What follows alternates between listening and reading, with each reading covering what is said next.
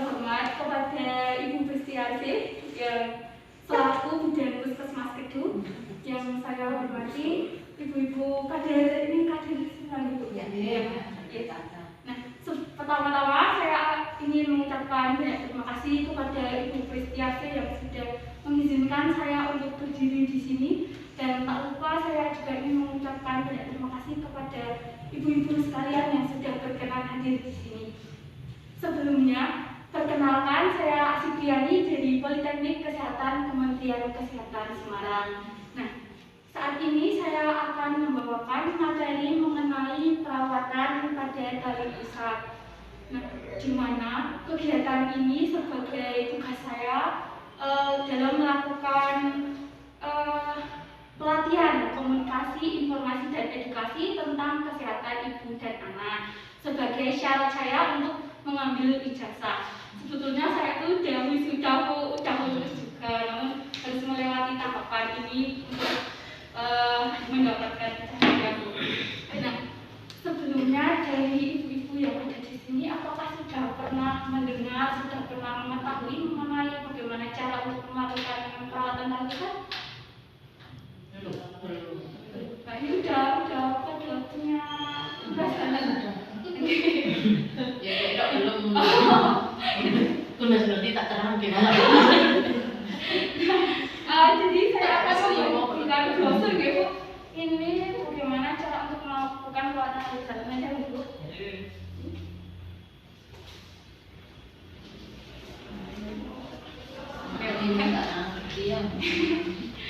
dulu. Nah, nanti kita akan belajar bersama ya Bu. Kita sharing-sharing mengenai bagaimana cara melakukan perawatan tali pusat. Sebelum itu, saya akan menjelaskan mengenai perawatan bayi baru lahir. Nah, perawatan bayi baru lahir itu dimulai sejak usia 0 sampai dengan 28 hari, di mana pada usia tersebut itu bayi masih rentan karena terjadi transisi antara kehidupan yang sebelumnya di dalam kandungan menjadi kehidupan di luar kandungan, sehingga rentan untuk terpapar penyakit. Nah, perawatan bayi baru lahir itu bertujuan untuk menjaga kebersihan bayi, untuk mengontrol jalur masuknya kuman agar tidak sampai ke perut. Nah, selanjutnya kita masuk ke materi mengenai perawatan tali pusat. Perawatan tali pusat itu sendiri merupakan tindakan perawatan tali pusat pada bayi baru lahir sejak dipotongnya tali pusat itu sampai dengan tali pusatnya itu kering, atau kalau orang sini bisa menyebutnya puput. Nah, dia puput. Pian ibu, maka putrane puput umur pinten berapa hari? 5 hari. 5 hari. 15 hari sama 4 hari. Nah, kan udah beda antara bayi yang satu dengan bayi yang lain, itu biasanya beda. Namun umumnya 5 sampai 7 hari itu sudah puput, tapi ada juga yang sampai dengan 2 minggu baru puput. Nah, apa sih tujuan dari perawatan tali pusat itu? Yaitu yang pertama untuk mencegah terjadinya infeksi. Nah, apabila tali pusat itu terkena infeksi dan dibiarkan, itu dapat menyebabkan tetanus pada bayi baru lahir, sehingga perlu mendapatkan perawatan dengan baik dan benar, yaitu dengan prinsip yang bersih dan kering. Yang selanjutnya mempercepat proses itu yang tadi puput itu, sama untuk mencegah terjadinya tetanus.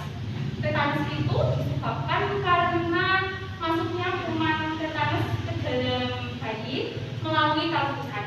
Baik itu disebabkan karena penggunaan alat-alat yang tidak steril, atau biasanya ada yang kalau di sini mungkin nggak ada ibu, kalau membubukkan daun-daunan atau ramuan-ramuan ke dalam tali pusat itu, biasanya kalau di sini nggak ada, tapi mungkin di luar sana ada yang seperti itu.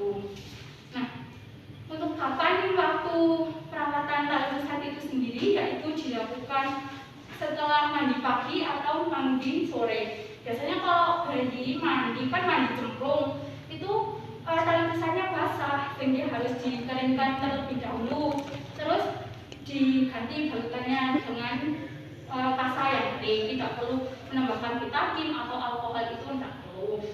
Yang selanjutnya yaitu sewaktu-waktu apabila tali pusatnya itu basah. Nah, misal adik pipis teman-teman bisa pokoknya sampai basah itu sampai mengenai bulatan dari tali pusat itu. Nah, itu segera diganti. Nah, itu dilakukan sampai dengan tali pusatnya itu kering. Tadi kan sudah disebutkan bahwa perawatan tali pusat itu untuk mencegah infeksi. Nah, apa sih infeksi itu? Tanda-tandanya apa? Itu yang pertama, pangkal tali pusat atau yang sekitarnya itu berwarna merah atau bahkan bisa sampai buka. Terus keluar darah dari tali pusat, bayinya rewel, keluar nanah atau bayinya demam, itu merupakan salah satu tanda dari infeksi dari tali pusat. Apabila menemukan tanda-tanda tersebut, ibu bisa langsung pergi ke fasilitas kesehatan terdekat, misal ke bidan desa atau ke BKD, itu bisa. Untuk yang selanjutnya, hal-hal yang perlu diperhatikan dalam perawatan tali pusat itu tidak boleh menutup tali pusat dengan menggunakan plester. Kalau plester itu dapat mengiritasi sekitar tali pusat. Misal kita terkena pisau itu di plester malah jadi basah itu tuh. Nah, yang selanjutnya jangan mengoleskan alkohol atau betadine karena hal tersebut dapat menyebabkan tali pusatnya menjadi lembab. Terus jangan membungkus atau mengoleskan itu tadi daun-daunan karena dapat menyebabkan infeksi pada tali pusat. Jadi daerah tali pusat itu harus selalu kering dan harus selalu bersih. Nah, yang terakhir, untuk bagaimana cara melakukan perawatan tali pusat, yaitu dengan membersihkan tali pusat. Karena apabila basah itu dikeringkan terlebih dahulu, terus diganti dengan balutan yang kering. Nah, demikian yang bisa saya sampaikan. Apakah ada yang ingin ditanyakan, Bu? Saya belum ada anak. Ada yang belum punya anak? Pak Yanti? Nek dulu kan nek zaman dulu kirim itu dari puskesmas apa bidan biasanya nek pulang mesti dibawain betadine sama kain kasanya. Oke. Kalau sekarang kok enggak itu kenapa? Oh, kalau itu kan betadine sama kain kasa itu untuk ibunya, Bu. Biasanya kalau habis lahiran kan ada yang sampai dijahit piko. Nah, itu buat itu menutup Sembret itu. buat betadine. Yang itu bukan untuk bayinya. Kalau bayinya itu cukup kain kasanya aja, Bu, nggak sama betadine-nya. Baik, ada lagi, Bu? Baik, kalau tidak ada, sekian materi dari saya. Semoga bisa bermanfaat bagi Ibu.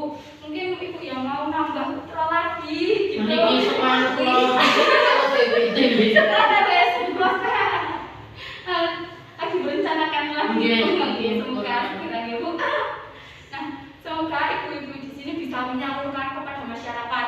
Misalnya ada tetangga yang sedang punya anak kecil gitu, bisa dikasih tahu, oh gini cara perawatan tali pusat. Terlebih lagi kalau ibu yang pertama kali melahirkannya masih bingung gitu. Nah, itu bisa dikasih pembelajaran tentang itu. Nah, jadi kalau sudah tidak ada pertanyaan, kurang lebihnya saya mohon maaf apabila ada kata-kata saya yang kurang berkenan di hati ibu sekalian. Selanjutnya akan ada materi mengenai stimulasi perkembangan si kecil yang akan disampaikan oleh rekan saya. Sekian, wassalamualaikum warahmatullahi wabarakatuh. Waalaikumsalam.